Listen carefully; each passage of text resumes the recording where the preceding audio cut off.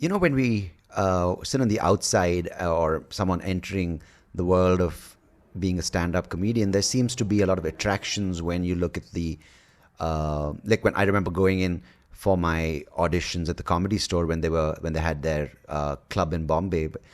This is like 2010. So that's I when a remember lot. that. I love that. Yeah. So have you been to the Bombay Comedy Store when it was there? Oh yeah, Okay, about lovely. I Okay. think I did it 4 times. Yeah. So you remember Sorry, how I it didn't was, mean to right? It was interrupt. like quite upscale. It was in this really posh mall, and for me, I was blown away. I said, "Wow, this is."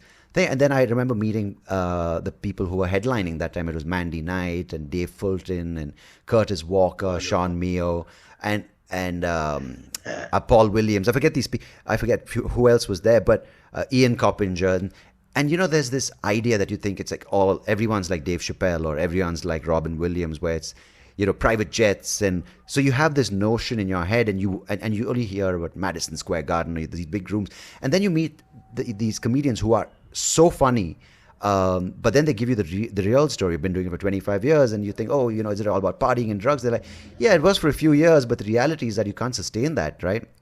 So, Yeah. yeah, it's really amazing how between the open micer and the Dave Chappelle, there's so many different opportunities for comedians. There's so many different paths for a comedian to take, and yeah, what I wouldn't say advice, but how do you navigate that? How do you manage your expectations? How do you manage the opportunistic thinking? Like, because in the Indian comedy scene, being much younger, there's some people who just catapulted to success without as much work. I'm not taking away from the work they've done, but just without as much time. But there's some people who are slogging away who still are at a 40, 50 seater room, and we don't have too many established comedy clubs in the country. But yeah, so how does one? Is it a personal kind of what suits you, or is there a trajectory, or? Well, I mean, I give you, and this is advice I give to any young comic, and it sort of transfers.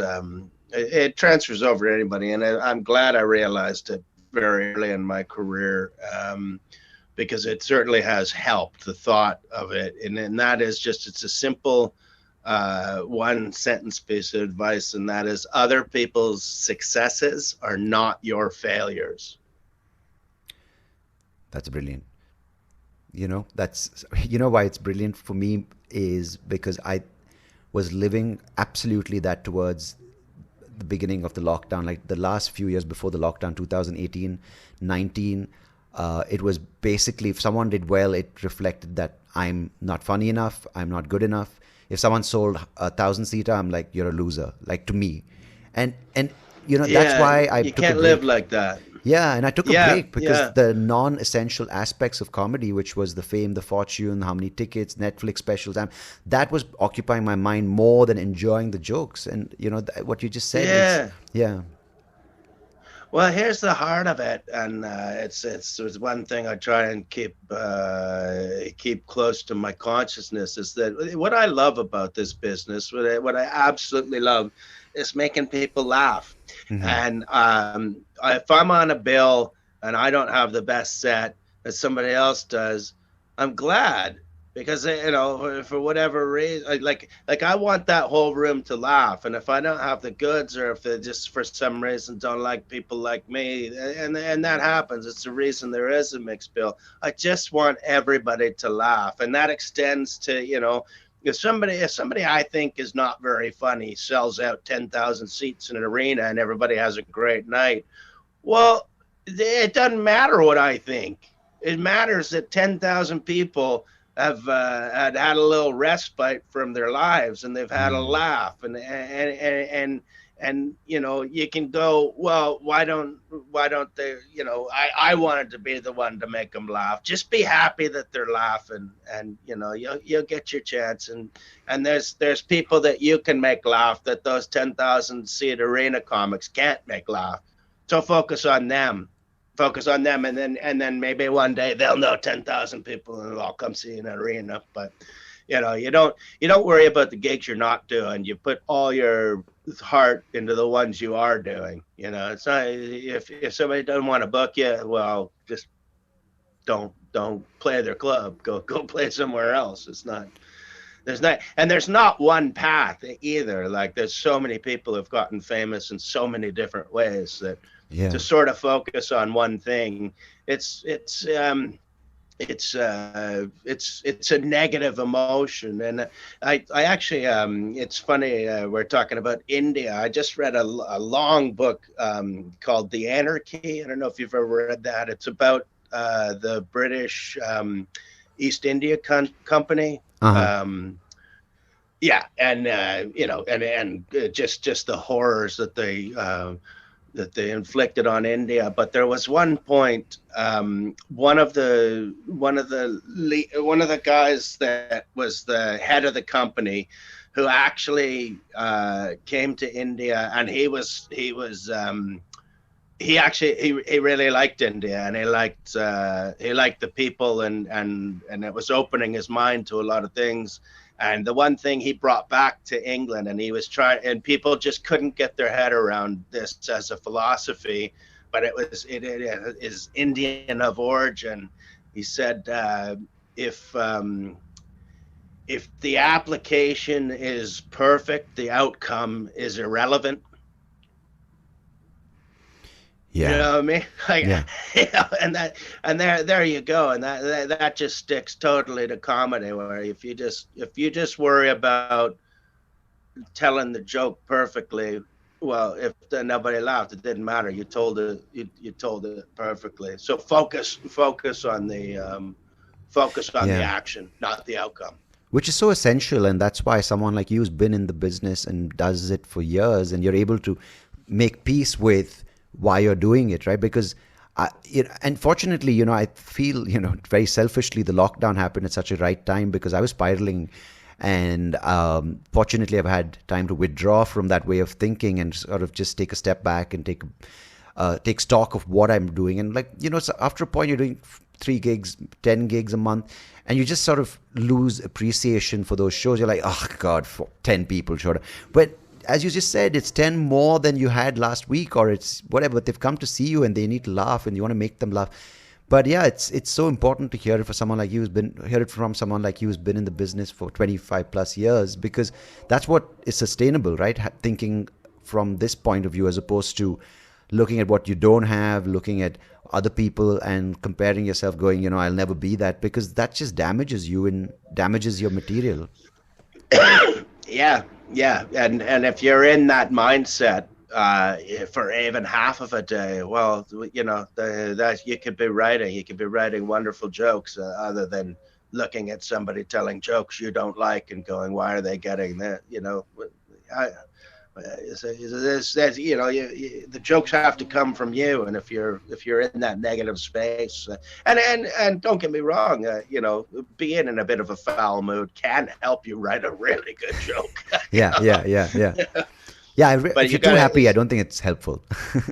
No, that's the other side. It's all a balance. But I mean, like you said about the lockdown coming at the right time. I mean, I was really resentful of the lockdown, and then about a month into it, I just looked at it. My kid was 2 years old at the time, and we only had one at the time, and I just went, you know what? My dad never had this with me. He didn't get to stay home every day.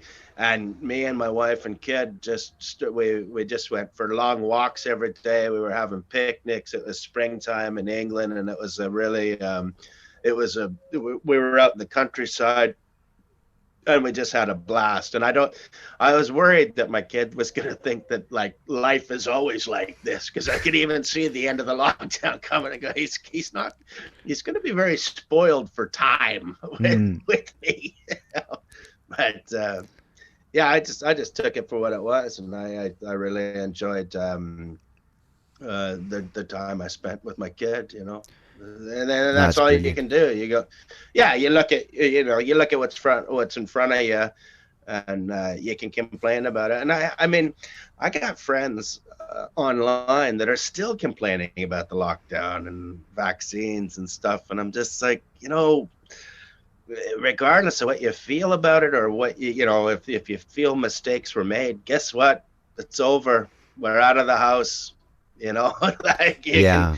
you can keep going back and point and go, see, I said they should have done this when they did this, and then they didn't do it right. And it's like, well, okay, you know, you let it eat you up for how many more years, and then you realize that, you know, you've missed out on all this other time and all these other great things. Just accept it. I think that's the notion, right? In anything, whether it's people being bitter, people being anti-vaccine, people being anti-mask, or people being from the lab leak theory, whatever their thing, they're so hell-bent on proving that it's right or wrong. And even as a comedian, if you're so angry and you're so bitter with other comedians or the business or the industry, you forget to live, and then after that you get stuck in that cycle of that way of thinking, and it's so hard to come out of it. Yeah, I don't think the internet helps either. You know, they get my problem with the internet is I click on all these crazy theories, so my algorithm thinks that I think that, so I get pushed a lot of these things, and I just wanted to read what they were thinking. I feel like I should, you know, I wish there was a button that said, I don't believe this, I'm just interested to see what they think. But but you know, another thing in the comedy sense, I want to ask you, sorry for interrupting, I just wanted your thoughts while we're on the topic of the internet, is, you know, when you're in a room, like say we transport ourselves to the Comedy Store or some of these clubs which have such beautifully designed rooms for laughter, and you know, if there are 300 people, you'll probably get 300 people laughing at you. I might get 150. I'm saying it's not so much the numbers, but it's the energy of laughter. But if you take that to the internet, it doesn't translate to just the laughs, but it's the views. How many people? Where was that shot? Is it on YouTube? Is it on Amazon Prime? Is it on Netflix? So it becomes more about those things, or it becomes about the Instagram Reels, how many views it got, how many followers you have. So it's not that laughter and what that energy the laughter is doing, but it's more the numbers. And that's no good for anyone sitting at home uploading videos every day or trying to perform on stage, right? Yeah, they focus on what the number in the corner is, and not what the feeling of what you just said was, you know. And then it also starts to affect what they say, because they're not looking at the feeling of what they've done, they're looking at the numbers. So what they, you know, they'll say something very similar to the last thing that made that number jump up, you know. And then at that point, are you the artist, or is the number the artist? You know what I mean? That's crazy, yeah, because they try to replicate that. And do you feel as a collective, the sort of comedy space of what people find sort of acceptable as comedy, does that get affected, or does that change with a few elements, right? One is the internet, things going viral. Obviously, the machine thing kind of predicts, okay, this is what people are consuming. The people also who are consuming that have this benchmark. It's either completely, you know, if you look at political comedy, it's completely pro something or anti something. It's pro-vaccine, anti-vaccine. So it's extremes. So as a result, that is what gets driven to one group. And then secondly, then you have the what is acceptable when it comes to language, offensive, sensitivity. So then as a result, over time, the whole landscape of what is considered funny and what is considered acceptable in the space of funny, doesn't that change? It does, and then, like I say, the internet is not helping with that, because it's divided us. You'd think this. It's actually funny what happened with the internet, because it started out as the greatest invention that we'd ever made, and we were all alive to be at the start of it. It was so amazing, you know, and it took a few years to catch on, but it was like, wow, we've really created something, and this could really help humanity. And then we just used it to divide ourselves and argue. Yeah. Yeah. It could have been so much more, but you know. And you see, I think young people are pretty ensconced in it. But I mean, I'm 48, and I've Mhm. got a fair few mates that, you know, like guys I went to high school with. They're just not on it anymore. They're just like, oh yeah, no, I got, you know, they're fishing, they're hunting, they're spending time with their kids, and you know, maybe they'll look at Facebook once a month, but even that's going less and less. Like if you leave a message for them there, they're like, oh, don't, not here. WhatsApp maybe. Mm. So yeah, yeah, and I think a lot of people would do well with less internet, more quality. But I mean, that's the problem too. Is once you go over a certain tipping point, you don't see the people that aren't on the internet anymore. You're not around them, and it just pulls you in deeper, and you lose out on a lot of the good things that are not internet based at all.